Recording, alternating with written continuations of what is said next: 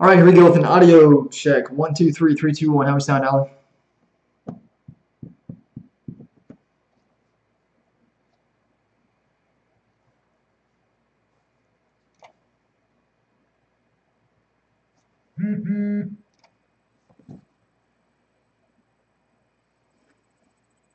Sweet. Might get this on the first try tonight. That's motivating. See if Twitch connects, and we should be 100%.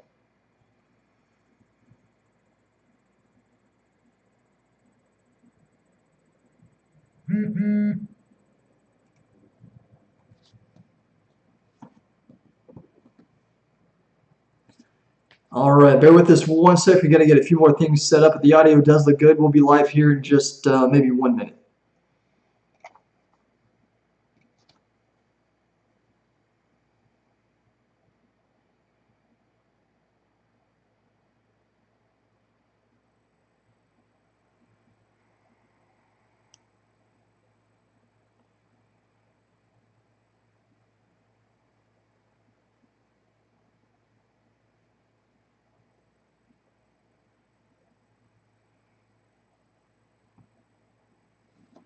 Yo, Ryan, what's going on? Welcome to the chat, buddy. John Acker as well. Welcome, both of you. Good to have you guys here tonight.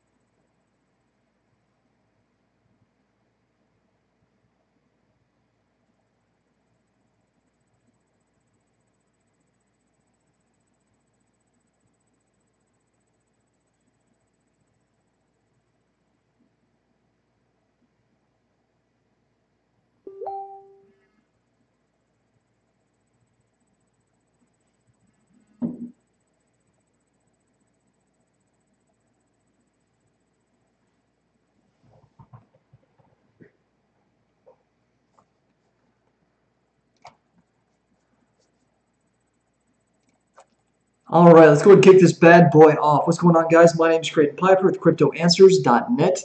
This is our live stream event for the night. What this is going to be is pretty much a weekly roundup of all the news. As always, we're going to go over some of the price movement, which today hasn't been much. Really nothing interesting going on today. And you know what? Let's start with news, actually. We'll switch it up a little bit because the most interesting thing going on right now is the news. So let's look at our first headline. Excuse me, that involves Japan. Um, they just made a statement saying that they have licensed 11 Bitcoin exchanges, and this is important because Japan equates to more than half of, I'm sorry, almost half of all of the trade volume for cryptocurrency now that China has pretty much folded, and all of that Chinese demand has gone over to Japan. So now the Japanese exchanges are handling all the Chinese trade. So that's pretty awesome. And now 11 of these exchanges, these are not brand new exchanges. They didn't just come out of nowhere. They've been around, but now they have official licensing from the Japanese, what do they call it? Some financial administration, like the Financial Services Agency. They got their license from the Financial Services Agency, so they are good to go. They are legal, and there should be no reason for these exchanges to shut down. So while China and South Korea are really giving the market a hard time, Japan is kind of taking over and saying, "Don't worry, guys, we got your back. We're going to be here for you, and yeah, we're going to be here to the end." So that's pretty awesome. If you guys have been around the crypto community for very long, you will remember Mt. Gox and the catastrophe that ended up being. This was years back. I think it started in 2013, or well, Mt. Gox started before that, but the catastrophe started in 13. There was basically a hack, and I think Mt. Gox was pretty irresponsible to begin with, but they lost a bunch of Bitcoin, and a bunch of Bitcoin was hacked as well. And this was a Japanese exchange, right? It eventually went bankrupt and it was shut down because pretty much mismanaged everyone's funds, and security was just not there. And it was not a good representation of cryptocurrency and the security that we all expect when we deal with it. So, anyways, that was 4 years ago. Now, where we are now is Japan is the leader in cryptocurrency, essentially.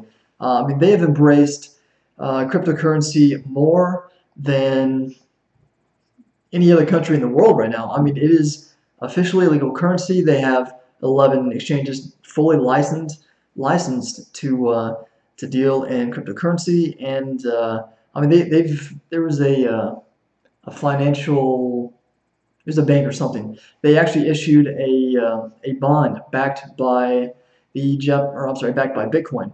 And I made a video on this. It's on my YouTube channel. You guys should check that out because we covered that on the day it was released. But that's pretty interesting. I haven't followed up on it. I'm not sure how that's doing. I want to say the price of Bitcoin is down a little bit since they issued the bond, meaning they're going to be a little bit underwater there.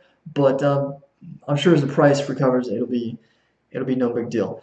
But yeah, Japan really is kind of taking over here and becoming the premier moderator of these cryptocurrencies. So pretty awesome. If you haven't read this article, it's at cryptoanswers.net. I would recommend it.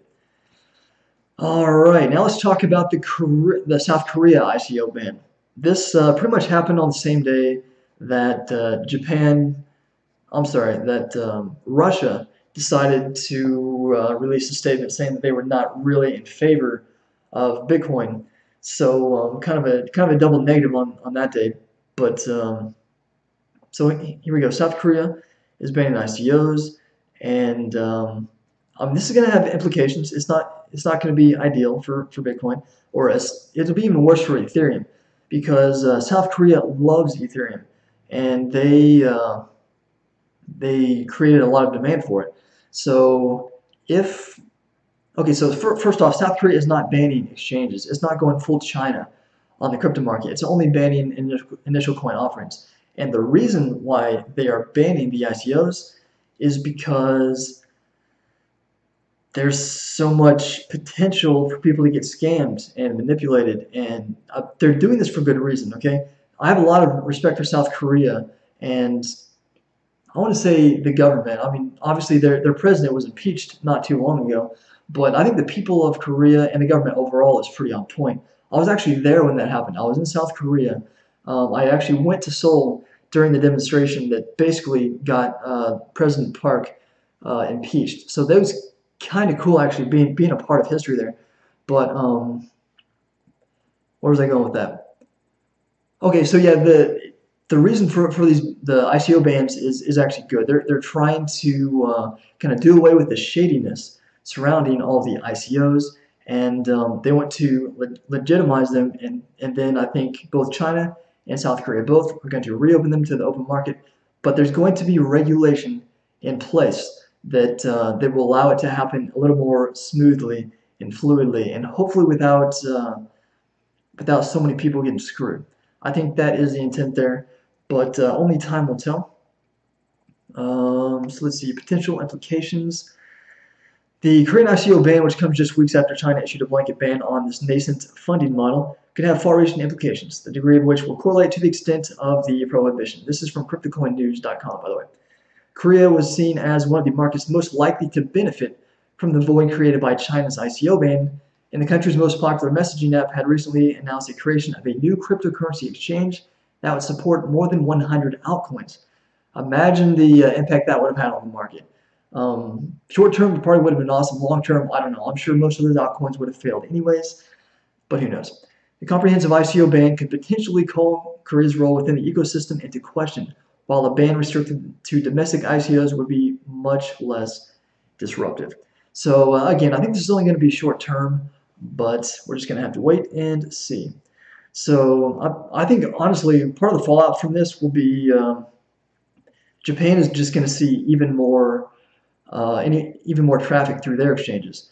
They already picked up all of China's slack. If Korea starts shutting down exchanges, which they aren't right now, and I don't want to say that. I don't know what they're going to do with exchanges, but for right now, it's just ICOs. if for some reason they do shut down exchanges, South Koreans are just going to move to Japan, just like the Chinese did, and Japan is going to have, they're going to have 60, 70% of the world trade volume, and that's going to be insane. But let's see here. So here's an article. This is actually the latest one that we posted at Crypto Answers, and it talks about the global economic turmoil and what it is doing. I mean, it's helping Bitcoin. It's helping cryptocurrency, and the reason is I used Venezuela as the main example here. It has been absolutely ravaged by hyperinflation, and there were some headlines on it today. I've been talking about this for a while, but today the value of the Venezuelan currency, it's called the Bolivar. It is now almost exactly equal to 1 Satoshi. So, I mean, 1 Satoshi is equal to like 1/100 millionth of a Bitcoin. And that's the value of the Bolivar because of the absolute rampant inflation that Venezuela has seen. Um, Really, this is a very, very sad story for Venezuelan citizens. I mean, I can't imagine what the quality of life has got to be in Venezuela right now, but it's not good. I can tell you that. And I mean, people are dumping the Bolivar as quickly as they possibly can. Right now, they are willing to pay. This is this is a snapshot I took. I went to localbitcoins.com, and this is basically a marketplace. I think it's the leading marketplace for Venezuelan citizens to basically dump their native currency for Bitcoin. Like they're willing to do anything at this point. Give them something that's tangible, something that can act as a store of value, and it's not their native currency.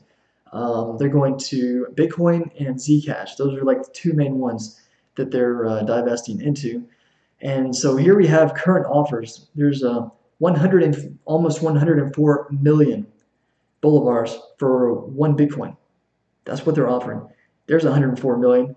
As we go down here, where these people are offering almost 105 million bolivars for 1 Bitcoin. That is absolutely crazy. So, I mean, I cannot imagine, like I said, can't imagine living there right now. But that's terrible. So if you do the math, the equivalent of 1 Bolivar is equal to 0.00004 US dollars. So that's like a very, very small fraction of 1 penny. And that's terrible. So, I mean, who's responsible for all this? It's the government, the Venezuelan government. They are absolutely terrible, very, very corrupt, and they pretty much screwed all their citizens. Um, it's really hard to make a living in Venezuela right now. And honestly, a lot of people have started mining Bitcoin because they can make, I think it was like, yeah, here we go. Miners earn up to $500, um, the, the equivalent of $500 by mining Bitcoin. And you can almost live like a king at this point on $500 a month in Venezuela because the economy is so turned on top of itself. So, anyways, this article I think is worth a solid read. Global economic turmoil drives flight to cryptocurrency. It also talks about Ukraine and Brazil, and there are multiple economies across the world that have absolutely been toppled by their governments. And there's one thing in common with all of them: they resort to Bitcoin and Zcash and cryptocurrency because as these governments try to contain the mess, they exercise capital control, meaning money has to stay within national borders. Like you can't just ditch all of your currency for foreign currency. Capital control means they're trying to keep it within the country and trying to contain it. But through these different privacy coins, they're actually able to secretly divest from the native currency into digital currency, and that's the best store value they can find at this point. So that is what they are doing. We talk about Ukraine and its Bitcoin expansion. Actually, this is interesting. A couple of days back, Ukraine actually started cracking down on Bitcoin after it had started building Bitcoin ATMs all across the country. So I don't understand. Like that's a complete 180 from the direction that they were headed, and really not sure why they changed their mind. Some of the leading politicians in Ukraine have a lot of Bitcoin. I'm talking tens of millions of dollars worth of Bitcoin. So I looked at that as kind of a bullish indication. Like they must have big things planned for Bitcoin, and they must know something about the legislation that's coming down the wire here, and it's got to be good for Bitcoin, right? Nope, they completely pulled a 180, and now they're talking down on Bitcoin, and I I don't understand it. But supposedly they're still building these Bitcoin ATMs, and I'm still waiting to interview this girl. I forget her name, but she is responsible for coordinating the Bitcoin or the blockchain cruise that's happening early next year. And she's a native Ukrainian, so I'm very, very eager to talk to her and just get some firsthand knowledge here of what's going on within Ukraine because it seems to be heating up and it's pretty interesting. Anyways, what do we have over here? Oh yeah, this is another article. This is Cointelegraph.com talking about the absolute terrible inflation. They're saying it's up to 2,000% inflation. I think that's annual. I don't think that's per month. But I could be wrong. At this point, it could very well be per month. But either way, pretty devastating to that economy. Hopefully they can fix it. Hopefully they can come out of it. But hey, if nothing else, they can just mine Bitcoin and stay afloat. So anyways, here we go. Let's talk about some price action for today. Bitcoin is, well, it's up, barely, but it is up. We are pretty much hovering right at $4,200. It's been below that for most of the day, but it looks like there might be a little bit of upward momentum here. I'm not exactly sure what's driving that. The news today has been kind of questionable, or not overly positive at least. But I think there's still probably some excitement around yesterday's news and the day before, talking about the Bitcoin gold split. And so apparently, if you hold Bitcoin when it splits here in early October, you're going to get Bitcoin Gold for free as long as you arrange it into the proper wallet. You're going to be getting Bitcoin Gold for free when it does split, when that hard fork happens. So I mean, that is pretty exciting. And I mean, if you could imagine having, let's say you own 5 Bitcoin and then you got 5 Bitcoin Cash for free. I mean, that's 2,200 free dollars that you didn't have behind before the split. And sure, the Bitcoin Gold split will be similar. So I think it's creating some excitement still. So here's Ethereum. It is lagging behind its Bitcoin counterpart so far. It's only down 1%. I keep saying this. I expected Ethereum to outpace Bitcoin, and it just hasn't happened. It has not been happening. And I think I've finally come to the realization that it's because of South Korea. I mean, they were a huge driving force behind the price of Ethereum because they're such big fans of it. And now I think they might be fading from the market just a little bit, and that might be having an effect on the price of Ethereum. But hopefully we'll get past these ICO bans.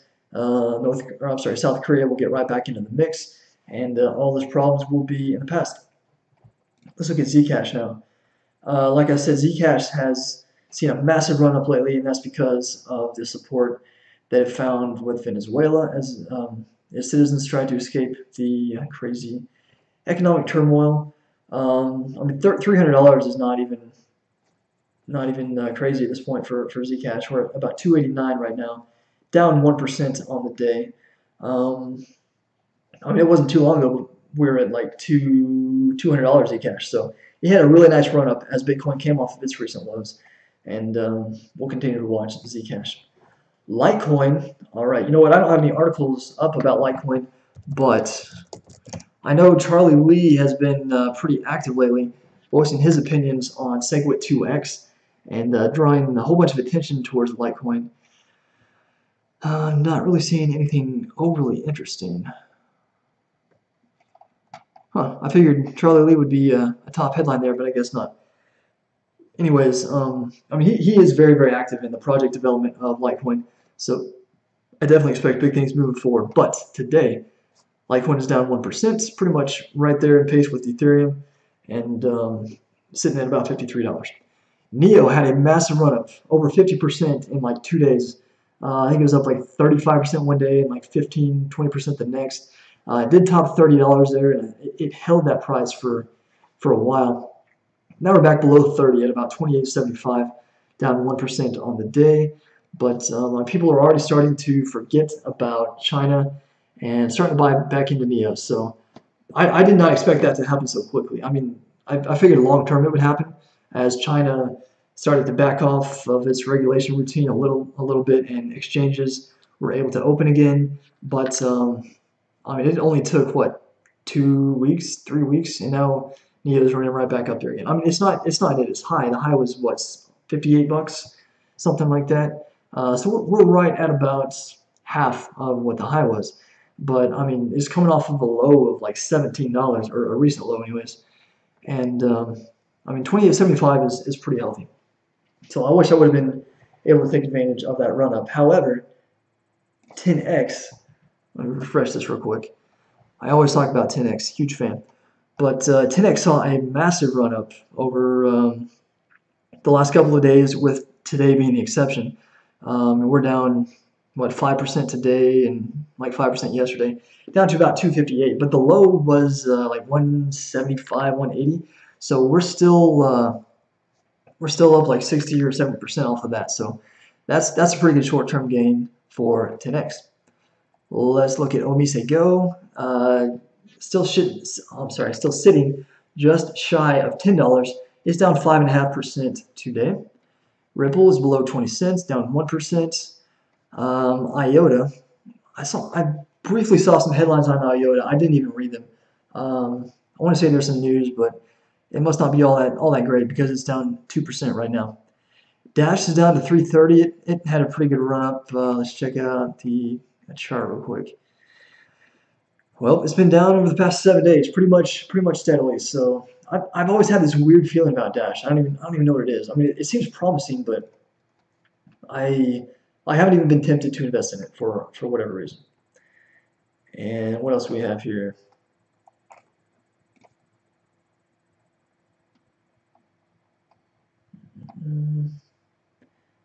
Steam looking pretty healthy today, up 13% to $1.63. I need to look into that. I'm not sure what's driving that price action, but that's pretty interesting.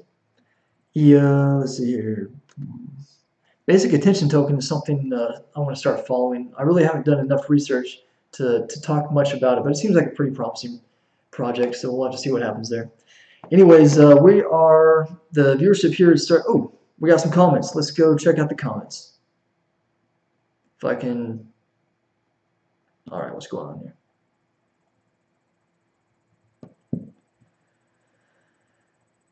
All right, Danny Hamilton's checking in. He said it won't happen. I don't know what you're referring to, but Chris Warden is back as usual. He's blowing up the chat about Walton Coin.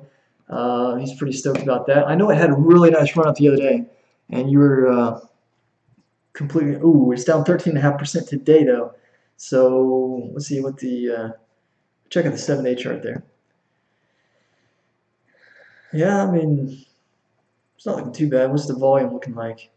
$22 million, 5,200 Bitcoin. That's not too bad.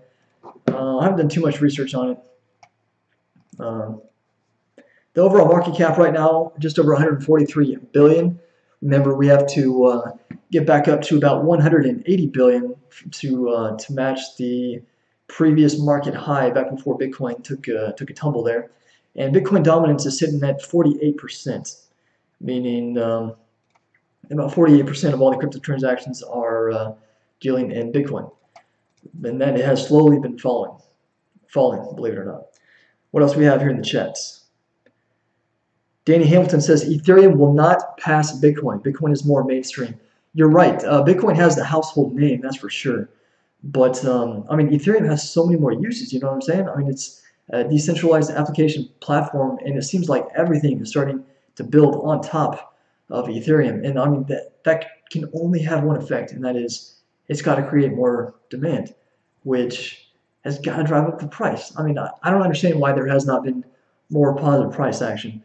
I mean, yes, Bitcoin is a household name. Everyone that's heard of cryptocurrency has heard of Bitcoin. And I'm sure everyone's first investment, if they get into cryptocurrency, first investment is going to be Bitcoin, almost guaranteed. But Ethereum, I don't know. Ethereum has pretty good recognition as well. So, I mean, I definitely respect your opinion, and you can very well be right, but who knows?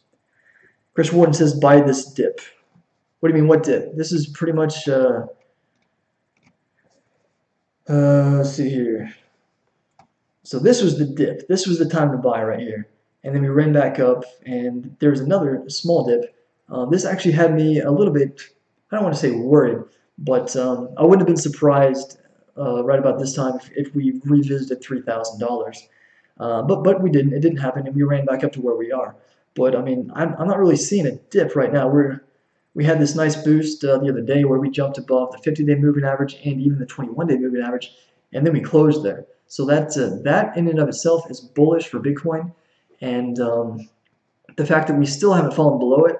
It's been 3 days now, and we have not fallen below the 50 or 21-day moving average. So that's good. We're actually hovering. I don't know if you can see this blue line right here. That's the 50-day moving average, and look, we're hovering right there above it. So I mean, the 50-day moving average is climbing. Bitcoin price is flat, so there's going to be some divergence here pretty soon, and there's going to be some price movement either way. We're just going to have to see what the headlines have in store for us, and that's what's going to move the price. So no way, Stephen Wademan just joined the chat. What's going on, Stephen? Stephen's an old friend of mine. I've known him since 2004, I want to say. We know each other through RuneScape, and great dude, great person. We maintained our friendship for, I guess, what, more than 10 years now, like a dozen years. So it's awesome to have you with us, man. Welcome to the live stream, Stephen. Let's get back to the questions. Laz Bruno asked the question, what about Tradus? Man, I'm sorry, I have no idea what Tradus is. Unfortunately, I'm not going to be able to chime in on that. Yeah, I don't know. So it looks like Alan made his own comment here. He said Ethereum will never surpass Bitcoin because Bitcoin is limited to 21 million coins, whereas Ethereum has no limit to the amount of gas that will be mined. Furthermore, Ether is a currency, is secondary to its true intention, which, as Creighton pointed out, is decentralized apps. So you bring up a very good point. There is no limit on Ethereum, and there is a lot more Ethereum on the open market right now. So obviously that is suppressing the price compared to Bitcoin. I think there's like 94 million. I'm sorry, 94, yeah, million, or is it billion? 94 million Ethereum circulating supply right now, and yes, there is no limit. However, the one thing that Ether does have going for it is that it is used and it's burned. A percentage of it is burned whenever it does certain transactions.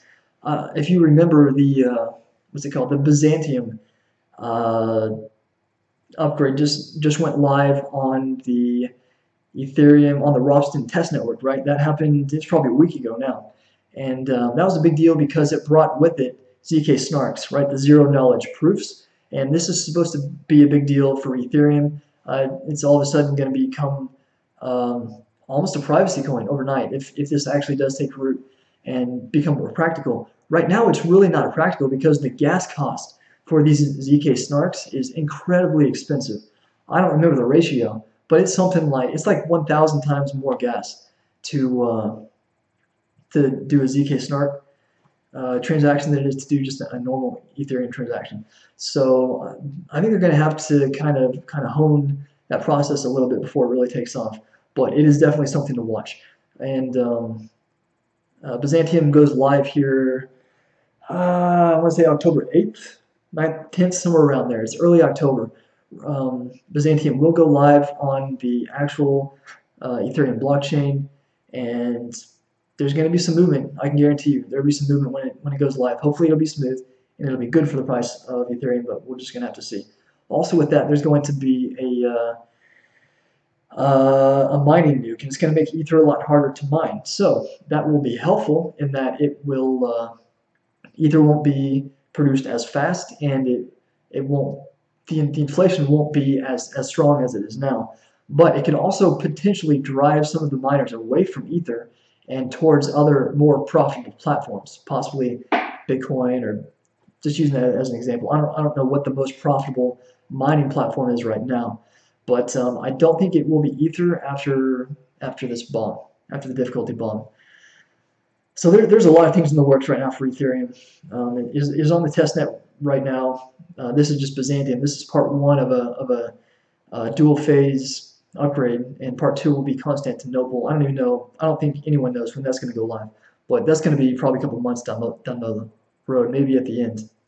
Stephen Wademan, he says, yeah, 2004. We've known each other since 2004. Pretty incredible that we've maintained this long distance friendship for 13 years. But I know he works for a mining company, and he's probably, I don't know, Stephen, I don't know if you know about cryptocurrency and Bitcoin and all this stuff, but if you don't, you're probably very confused as to what I'm talking about with the mining.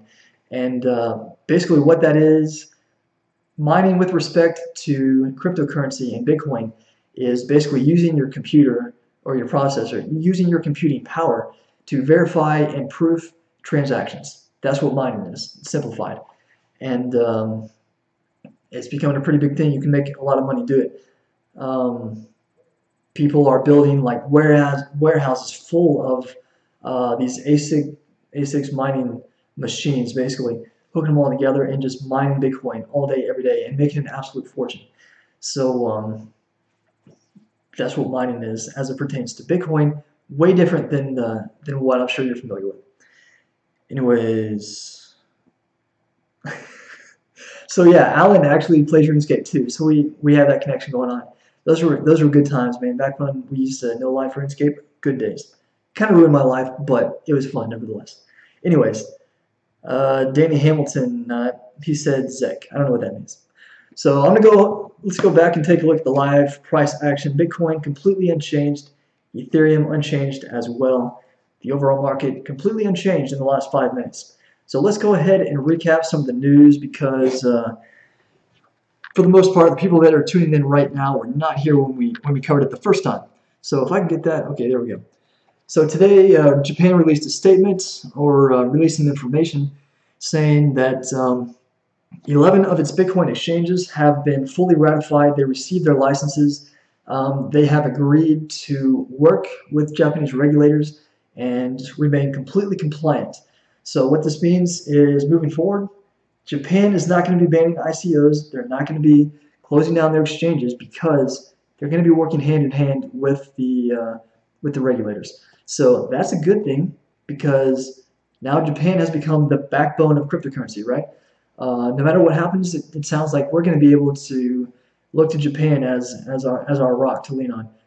It's always going to be open. We're going to be able to, in a worst case scenario, we can use Japanese exchanges to trade our Bitcoin. Then again, you don't need an exchange. You can do peer-to-peer transaction. I mean, that is the way this whole blockchain was designed to be in the first place. But exchanges have, to some extent, centralized it, and now it's becoming centralized even more through Japan. So that's kind of the drawback of this whole situation. Yes, these exchanges are going to be pretty solid because of it, but it does represent a little bit more centralization. So take that as you will. But that's pretty much all I have to say about that. So that's positive news. Let's move on to some negative news. South Korea now has said that they're going to start banning ICOs. Now, they're not doing this for they're doing this for good reason, right? A lot of these ICOs are complete scams. A lot of them are meant for the people that launch them to make money and not necessarily the investors. A lot of people have lost money due to hacks and all sorts of stuff. And there's too many coins out there, too many ICOs. So South Korea is putting a stop to it, and in a similar fashion to what China already did a couple weeks back. But they're not banning exchanges, right? They're not going to close down any exchanges. They're just stopping these ICOs, at least temporarily. Give me a sec here. So at least temporarily, they're closing down these ICOs. So I mean, this will be impactful because as we're reading here, this is CryptoCoinNews.com. They had a whole bunch of altcoins planned to launch on whatever network, and now it's not going to happen because they're stopping all these ICOs. Also, the South Korean citizens were a huge driving factor behind the price of cryptocurrency. They represent a pretty sizable portion of the global trade volume on a day-to-day basis. They do favor Ethereum compared to any other currency, so I think this is part of why Ethereum has been struggling just a little bit compared to Bitcoin. I think this explains it at least in part. So that's South Korea and its ICO ban. Also making headlines today is, where is it? Okay, I don't have the article up on Russia, but on the same day that South Korea started banning ICOs, Russia released a statement. The I guess the central bank got together with a whole bunch of powerful people in Russia and decided they're going to start regulating cryptocurrency, right? So that made some headlines, but no one really paid attention. That was the day. That was the same day that what happened? Oh yeah, they announced the Bitcoin Gold hard fork, the offshoot from Bitcoin. So that kind of stole all of the spotlight on that day, and no one paid attention to Russia. So kind of funny the way that worked out. I mean, honestly, I guess you could look at it this way that they kind of equal each other out because the price of Bitcoin has been completely flat since then. So at least we didn't tank back down to $3,000. I guess that's a good thing. So let's move on to our next article. Already talked about this once, but it is pretty interesting. The article is called "Global Economic Turmoil Drives Flight to Cryptocurrency." This is published at cryptoanswers.net, and it talks about a couple of the different countries that have been absolutely wrecked by hyperinflation resulting from very, very, very poor management of their government. So, I mean, we talked about Venezuela here because that's the worst case scenario of what happens when government tries to run the economy and inevitably screws it up. They're seeing some pretty asinine inflation right now. I've seen estimates of about 2,000%. I think that's a monthly inflation rate, 2,000%. And I couldn't imagine. Honestly, I could not imagine that. That's absolutely ridiculous. But it is having a very, very detrimental impact on the quality of life of Venezuelan citizens. And they're doing everything they can to get away from the Venezuelan bolivar, which is their national currency. It is completely worthless at this point. They are willing to pay 104 million bolivar for one Bitcoin. 104 million. I mean, could you imagine if the U.S. dollar was devalued to the point to where it took 104 million of them to buy one Bitcoin? That would be asinine. And here's the crazy thing: it will happen. It will happen one day. I'm not even saying necessarily that the price of Bitcoin. I don't know. We've all heard the estimates. You know, Bitcoin's going to get to $500,000. Bitcoin's going to be $1 million. I mean, if you look at the U.S. dollar over the past since 1929, since the Federal Reserve, since the inception of the Federal Reserve, right? The U.S. dollar has lost, I think, 94, 95% of its purchasing power. It's just been a steady uh, depreciation of our buying power, and that's going to continue, right? Inflation is a reality, and the the central bank, the Federal Reserve, actually tries to maintain an inflation of 2% annually. And I mean, publicly, they announce a 2% inflation rate. But if you go out and try to buy, what can I use as an example? How about food? I mean, I can almost see a difference in my grocery bill every time I go to the grocery store and try to buy food. The inflation rate is absolutely ridiculous. It's definitely more than 2%. So some items are worse than others. But the thing is, the US dollar is falling because we're just printing money and printing money and printing money. And the Fed keeps buying these bonds and manufacturing this value out of thin air, and it devalues the dollar, right? Bitcoin doesn't have that problem. Bitcoin has a max supply, 21 million Bitcoins, and I think that's a pretty powerful benefit compared to the US dollar. So we also talk about Ukraine and what was it, Brazil. They've had some issues with inflation as well, and in all these cases, they resort to Zcash and Bitcoin primarily to escape the hyperinflation and its toll on their native currency. A lot of them have started to mine Bitcoin because it's profitable, especially in it was Brazil, I believe. Brazil has a completely socialized um, electrical grid, I suppose you could say. The government provides electricity essentially for free. So, I mean, one of the biggest drawbacks or the biggest cost of mining Bitcoin obviously is electricity. So they can do that for free. All they have to do is buy the ASIC, buy the mining machine, and then they can mine for free. So the government is starting to step in and shut them down, but they're not able. It's having very little effect. They're shutting down the massive operations, but like people that are just running one or two miners, there's no way to detect that, and they can't raid every household, or maybe they could, but they're not going to. It's not realistic. So I think mining will continue to be a thing in Venezuela and Brazil, and I hope for their sake that they are able to maintain a quality of life and make a living and come out of this thing. And if they can do that through mining Bitcoin, then more power to them. That's awesome, and it speaks volumes to Bitcoin and what it can do for the world, essentially. So yeah, this is just a website I brought up as proof. Like these are real-time trades. Here, let me refresh it. Maybe it's not real time. Okay, it's not real time, but I mean, these are live trades. People are offering 102 million Bolivar for one Bitcoin, or all the way down to 104 million Bolivar for one Bitcoin now. So they're desperate to get out of that native currency and get into Bitcoin. All right, we got a new question here. Okay, Donnie Hamilton, you said thanks. I don't know if that was sarcastic. I don't think I really covered your question. You were asking about Zcash. I guess I roughly touched on that. I mean, I don't know a whole lot about it other than it is a privacy coin. Privacy coins are, I think, the way of the future. I mean, that's probably the hottest, latest, greatest thing as it relates to blockchain. And Zcash is one of the best. That's pretty much all I know. I know Venezuela and Brazil are all about it because they can privately and secretly transfer their money from a native currency to digital currency using Zcash, and that's why it's so attractive. But really, that's all I know about Zcash. I don't have an investment in it.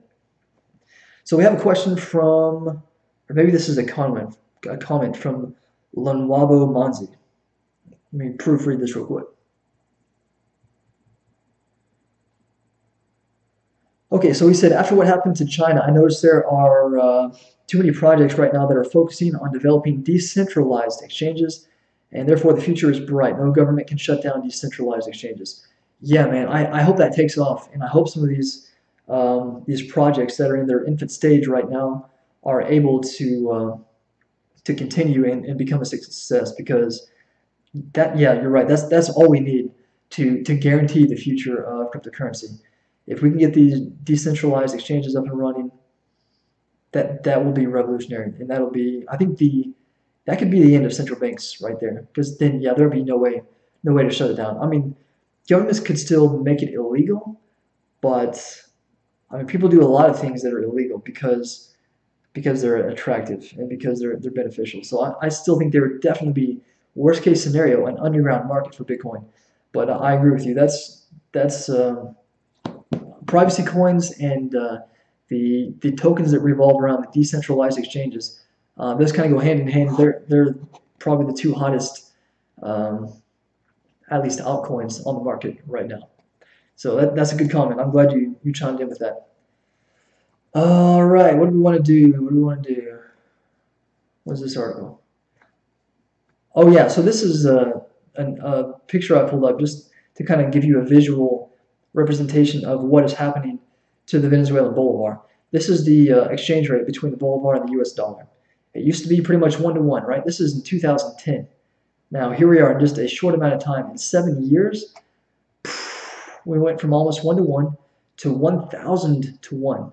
This is U.S. dollar to bolivar.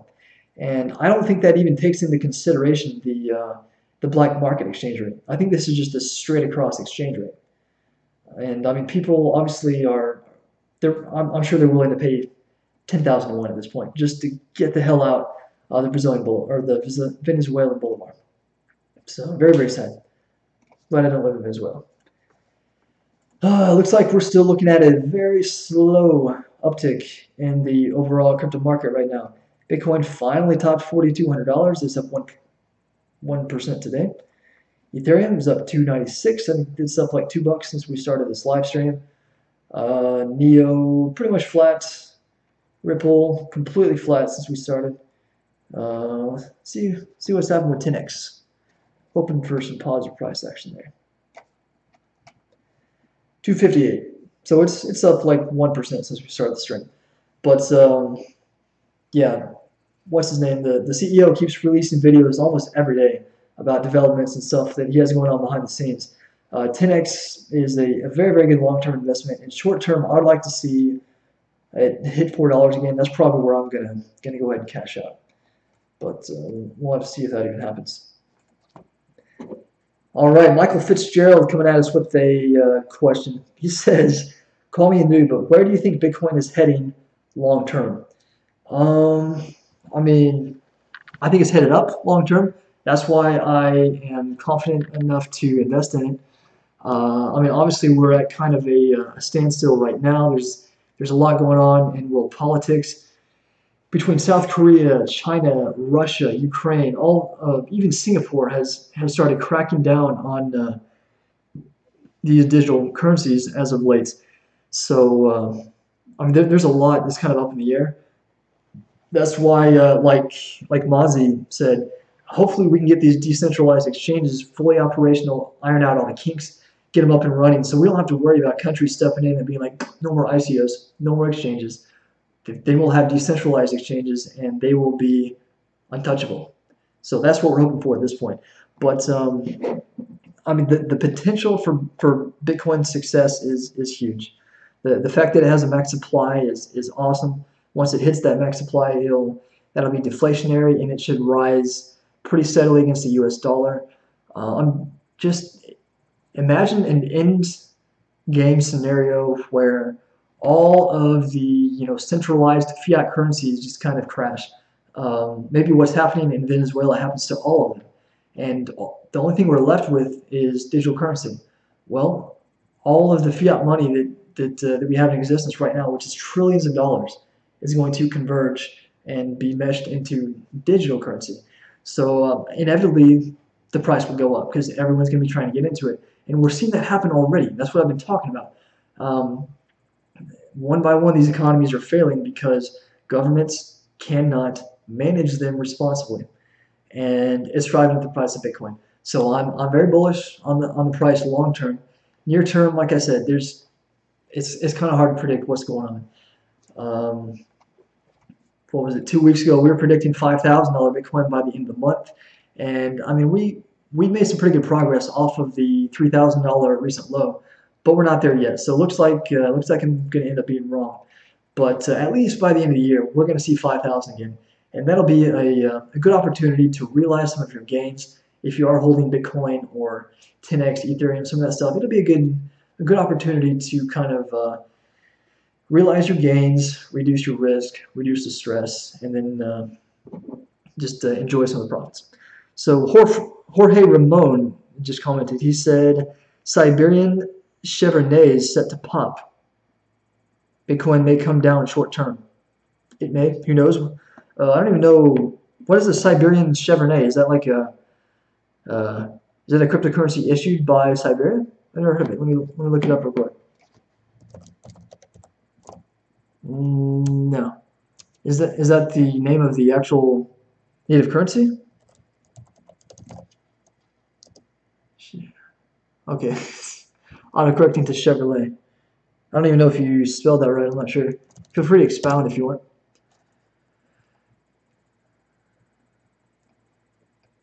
Siberian Chevrolet. Ooh, all right, there you go.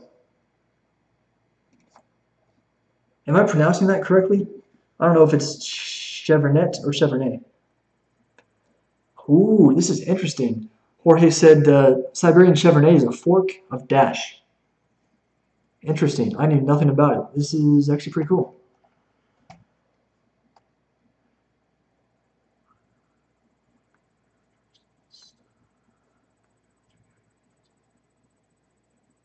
Dark gravity wave. Never heard of that. I'll have to do some research. Maximum number of coins is estimated to be 23 to 24 million. So that's pretty closely in line with Bitcoin. That's interesting. I don't understand why we don't know the max supply. Like, why is there a range? Huh, I'll have to do some more research. That's pretty interesting. I'm glad you brought that up. Pretty cool. Any price action? What do we have here? Oh, wow. Yeah, actually. I mean, just moments ago, we were at $4,200 Bitcoin. Now we're at 42.20, up almost 1.5%. Ethereum is about to break even for the day. That's pretty exciting. It's going to break even right at about 300, it looks like. Zcash is pretty much even on the day, down 0.07. We might see $300 Zcash tonight as well. Who knows? Market's starting to heat up. Ripple's about to hit 20 cents. Sweet. I wonder what's going on. Let's check out Bitcoin news. 12 hours, nothing recent. Let's go. Nothing recent. Let's do like China crypto. Nothing.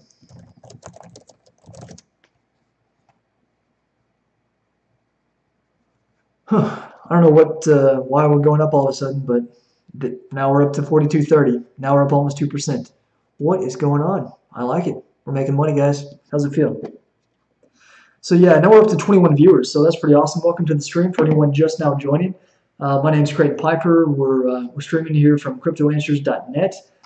Here's a quick look at our website as we recap some of the news that we've already gone over. This is one of our recent articles talking about Japan and how it has recently issued licenses to 11 of its exchanges. It did pass legislation back in April. It was the 1st of April, actually, mandating that all exchanges that wish to continue functioning obtain a license by the end of September. So it looks like that is coming to fruition here right at the end of the month. And it is making headlines. And yeah, this might be part of the reason why the market's going up now. Who knows? Although this is not brand new, fresh news. It's been out for about 24 hours. But so the implications of this is, like I've already said, Japan handles almost half of the global trading volume for Bitcoin already. And with South Korea banning ICOs, if South Korea sees any more regulation, those people are going to drift on over to Japan. So Japan is quickly becoming the figurehead for digital currencies, and pretty cool to see that happen, especially since Japan is famous for Mt. Gox and the complete failure of that exchange. But apparently they're doing a good job now because they have drawn a massive share of the market. Jorge has another question. He says, if Ripple goes to ATH, then Bitcoin is coming down hard. What do you think? Son of a gun. What is ATH? I'm sorry, you're going to have to expound there. I know Ripple, they have a conference coming up here in October. There's a lot of stuff going to happen in October, guys. We have Byzantium going live, the Swell conference for Ripple. We have SegWit 2x coming for Bitcoin. Russia is going to meet again on the 6th of October. They're going to, from what they say, they're going to finally come to a head and decide once and for all how they're going to regulate and view Bitcoin. So we'll have to see what happens there. That'll be interesting to follow. But okay, if Ripple goes to all-time high, then Bitcoin is coming down hard. I would have to disagree. I mean, I'm sure the reason why you say that is because Ripple is closely associated with the central banks, right? So yeah, it would kind of suck to see Ripple start to steal that market share, because that would be an indication, I suppose, that that centralized cryptocurrencies are taking some of the spotlight there. I don't know. It might have a little bit of an impact, but I mean, for the most part, all of the altcoins have been trading in line with Bitcoin. I mean, as Bitcoin goes up, the entire market goes up. Now, there are obviously exceptions whenever there's like some really awesome revolutionary news that comes out about a certain altcoin. Then sure, it'll spike up, 15, 20, 30% in a day. It happens every day. But I don't know. I don't necessarily think that it would be catastrophic for the price of Bitcoin short term. Now long term, I'm kind of with you. I think that Ripple is a very it's the safest long term bet I think of any currency, even Bitcoin. I think Ripple is the safest long term bet. However, I don't know. I don't really hold any Ripple at this point. I have like 200 Ripple just in case it goes up to like something crazy. You know what? But I don't know. I don't think near term that positive Ripple would mean negative Bitcoin. Let's see what's going on. We're still going up. Now we're 42.41, up 2%. Starting to see some green. Look at that. Look at that. Seeing some green. I like it. Oh, stocks up 24%. Ether Party up almost 50%. What the heck? There's Verge. I hold a little bit of Verge. It's up 8%. Glad to see that.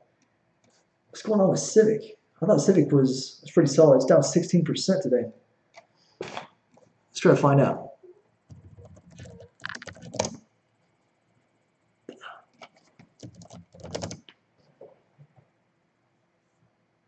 Civic integrates with crypto finance powerhouse Shapeshift, providing added security for newest products.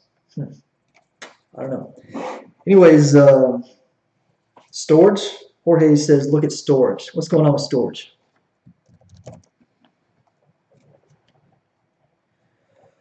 All right, it's down 2.5%. I actually did some research on storage. It's well, it's easy to remember what it is because it's almost exactly what the name is. It is a storage coin, right? A cloud storage coin, right? And I mean, it's been slowly falling off there. Maybe it's time for a rise. Who knows? Recent low of 34 cents. It's up to 50 now. I mean, yeah, I think decentralized storage will definitely. I mean, all of these decentralized storage projects are in their infant stage. So I mean, it's too early to say who's going to succeed and who's going to fail. I don't really know enough about storage to know if they have any kind of advantage over all the other storage coins. There are several. I'm trying to think of some others. Verge is Verge. I think Verge is a storage coin. Anyways, there are several of them, and yes, they can take off. There could be a lot of money to be made in the decentralized storage tokens because I mean, just imagine if they take a very small percentage of the market share from Bitcoin or Amazon. Let's look up Amazon cloud storage income. Amazon's cloud business lifts its profit to a record. Amazon's cloud business is over $12 billion in revenue. All right, so I mean that Amazon alone, $12 billion. I think that would be annually in revenue. That's a fairly recent article, February 2nd, 2017. I want to say Google and Apple and some of those big tech companies, they have a massive lead even on Amazon. So we're talking, I don't know, $500 billion annually maybe in revenue just off of centralized cloud storage. So, oh yeah, Golem. That's another one. But so yeah, if these decentralized storage tokens could manage to steal even a small fraction of that market share, then there's going to be a lot of money to be made in whichever one can make it happen first. And I think it's too early. I mean, it could be years. It could be 12, 24 months before we really start to see functional products come from some of these coins. So I'm not sure. Jorge Ramon says, you don't do charts? Well, I used to do more of it. I've kind of stopped doing it so much lately because I don't know why. But yeah, I do like doing technicals, and I don't get really too much into the nitty gritty. I pretty much just use moving averages because they're easily understandable. Like I think everyone can look at a line on a graph and be like, okay, I understand that's the average of the price of Bitcoin over time. So if you're looking at this chart right here, you're looking at the 21-day moving average, the purple line on top, the 50-day moving average, the blue line there in the middle, and then the bottom purple line, that's the 100-day moving average. So I mean, as we're moving up towards moving averages, they provide resistance, right? So what that means is we need a lot of buying pressure to exceed the moving average and boost us above it. Now, as we're falling and we approach the moving averages coming down, usually it offers what is called support, meaning at certain levels, like right now, the 50-day moving average is right at about 41.50, 41.45, something like that. And we've been hovering right at that for the past 12 hours or so. So, I mean, I think that was supporting us. I think it was definitely benefiting the price. And now here we go. It looks like we might be on the way back up. Hopefully we see a candle maybe like that. And it gets us up over that $4,400 line. That's what I would like to see. If that happens, we might still be able to see $5,000 Bitcoin by the end of the month. But who knows? Michael Fitzgerald has a question. How many cryptos are you highly knowledgeable about? I ask because it's impossible to know. I'm assuming you were going to end that with it's impossible to know about all of them. But yeah, so I would say I'm pretty in touch with Bitcoin, Ethereum, maybe Zcash a little bit, Litecoin to an extent. Neo, all I really know is like the hypey stuff. I don't know much of the. All I know is that it's hard lines to China and like I know recent max and mid prices and stuff like that, but none of the technical stuff. Let's see, Ripple, I keep close tabs on. Monero I don't like, so I don't really know shit about it. IOTA, I love IOTA. Did a lot of research on the Tango proof system, and it is freaking awesome. And I'll consider myself fairly knowledgeable on IOTA. I've written one or two articles on Dash, so I've done some research. I understand it a little bit, but I don't really follow it. I'm not a huge fan of Dash. I would probably take Zcash over Monero or Dash. Although the Dash development team is very, very active. They actually started working with the Arizona State University. They're working with their students or interns, I suppose, and they're trying to work out some of the kinks in Dash. So that's pretty interesting. I think that's a great idea. It'll probably save them a lot of money. They'll get some good development for not much money. Pretty knowledgeable on 10x. I follow that more closely than just about anything else. What else? I used to be in touch with Verge, but I haven't. It's been like 3 or 4 weeks since I did research on it, so I kind of forgot most of it. Oh, you know what? I think Sia Coin is another storage coin. Pretty sure Sia Coin is a storage coin. I did some research on Civic, but don't really know a whole lot about it. I'm almost ashamed to admit it, but BitConnect, I stay in touch with BitConnect a little bit just because I have a small investment in that. And that's pretty much it. Pretty much the extent of the coins that I consider myself to be knowledgeable about. That's about it. Pretty much the mainstream stuff. Golem, I've started to do some research on. It does seem pretty promising, but I don't know. It's not really blowing my socks off at this point. Jorge says Litecoin is shit. Lee does not learn when to shut his mouth. Litecoin has huge problems as far as adoption. Yeah, I mean, it kind of does. Coinbase picked it up. I mean, I guess that's one thing that's going for it. But then again, Charlie Lee was on the Coinbase development team. I think he got it up and started, and he's with Litecoin. So I guess it kind of had a foot in the door there already. But I mean, yeah, Charlie Lee kind of has the Trump effect going on, right? Like Trump needs to know when to stay the hell off Twitter and shut his mouth because people are starting to get a little bit irritated. And I don't want that to sound too harsh. I'm not supposed to bash Trump.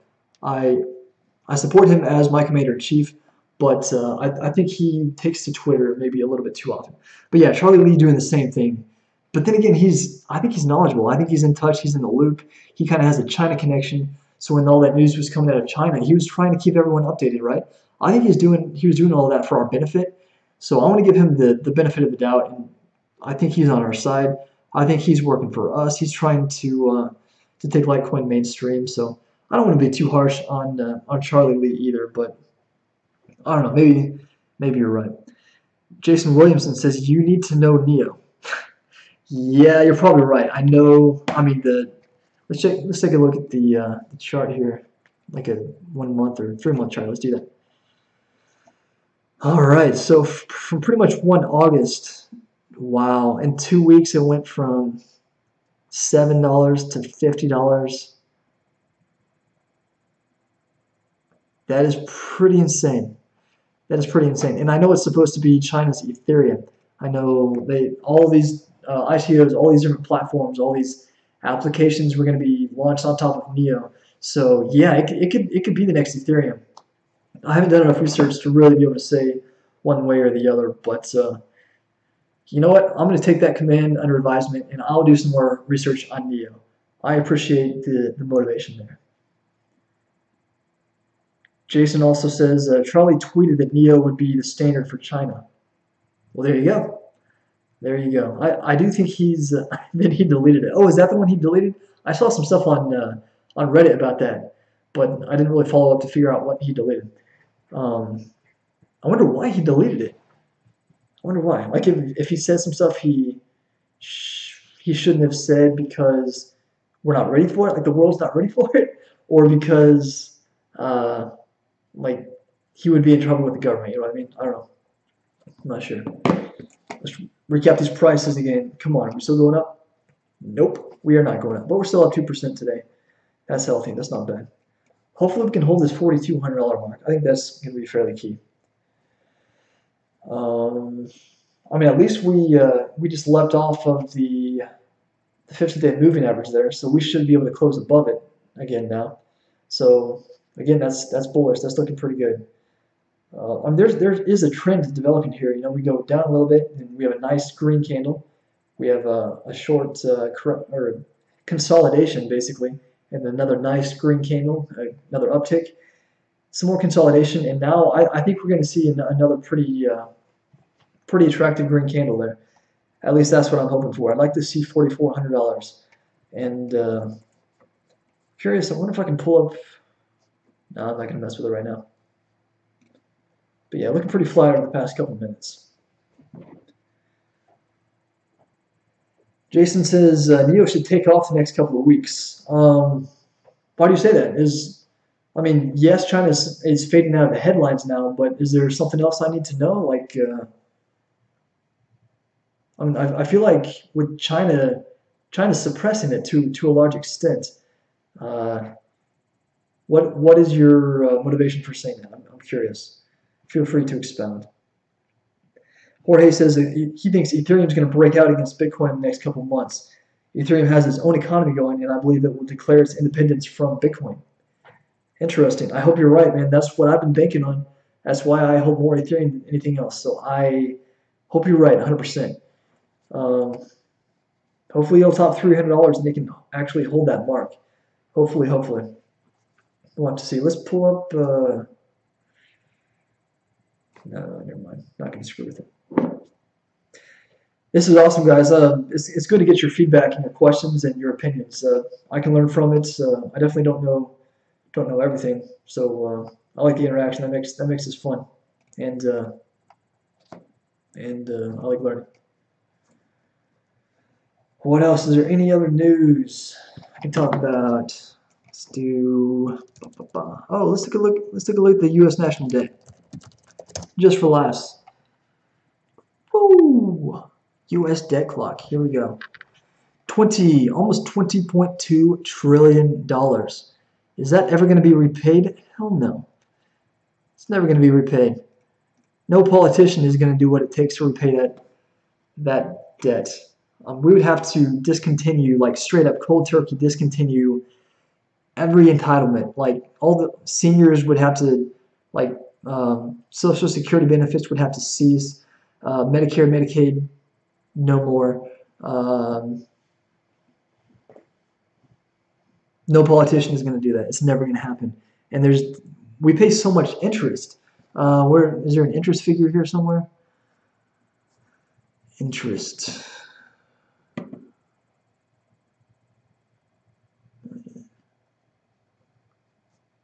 I'm looking for like interest per day. Anyways, what I was trying to say is the interest that we pay on this debt at this point is so massive that it's a large percentage of our GDP. There's no way we're going to pay it back. So I don't know how the American dollar still even has value. Jorge, you got to run. No problem, man. Thanks for checking in. Good to have you with us. Have a good night.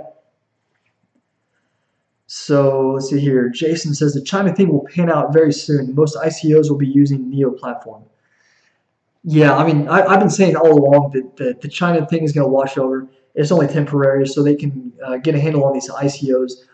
It's possible. I mean, yeah, China is a communist country. They can do what they want. They could just cold turkey be like, no, no crypto for you guys. We're gonna drop the hammer here. But I still think that they might actually be doing it in the best interest of the citizens and trying to prevent them from being manipulated and tricked into giving their money to these companies, these ICOs. I think you're right. The ICOs are going to be launched again. Like you said, they will be launched on Neo, and the exchanges will be reopened. And dude, can you imagine what the market is going to do when that happens? There's going to be a lot of excitement and about 1 billion headlines. Trent John says, what if electricity gets wiped out and blockchain gets affected, leading to the biggest crash? I don't think that can happen. I mean, in order for that to happen, there has to be a worldwide, like, entire planet Earth has to lose electricity.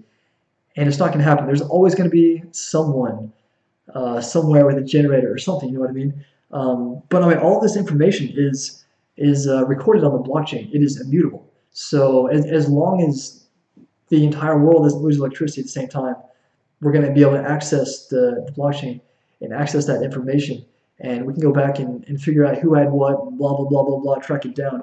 So I don't think that's possible. I don't think there can be an electric failure induced crash for Bitcoin. I don't think that's even a threat at this point. So I'm not worried about it. What I am worried about is what we're looking at right here, freaking government. Right now, until we get decentralized exchanges and decentralized stuff up and running, we got to worry about the government and all the regulation. Look at the headlines recently and the effect that it has had on the crypto market. It hasn't been good. So I worry about government, but that's about it. Anyways, I think it's about time to wrap this up, guys. We've been streaming for what, an hour and a half or so. It's been a pretty good. Wow, everything's green now. Whew, Neo's up 11.5%. Yeah, I would say, wow, everything's green all of a sudden.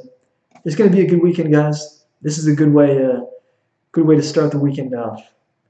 Happy Friday! Thanks for everyone that checked in. It's always awesome to have you with us. Don't forget, if you're watching on YouTube, to subscribe. If you're watching on Twitter, then go ahead and follow us. That'll keep you up to date, and we'll continue to hit you with these live streams and news as it comes. I would also like to mention that we are still in the very early stages of developing our new website, which will it'll be a news aggregate website, and it'll also be a trading bot or a trading simulator that'll allow you to open an account with like maybe a free $100,000. You can just trade it however you want, and just see how you do. See if crypto trading is for you. See if you can make some money, and if so, then maybe you want to join the party and get in with some real money.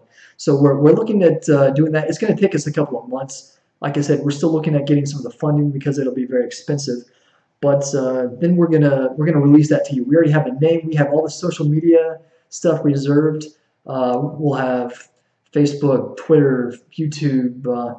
We'll have social media completely enveloping it, and it's going to be awesome. If we make that happen, I don't think anyone understands the potential of that website, but it's going to be freaking awesome.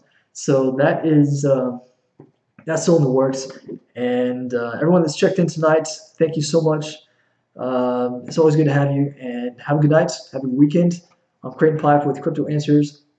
Peace out.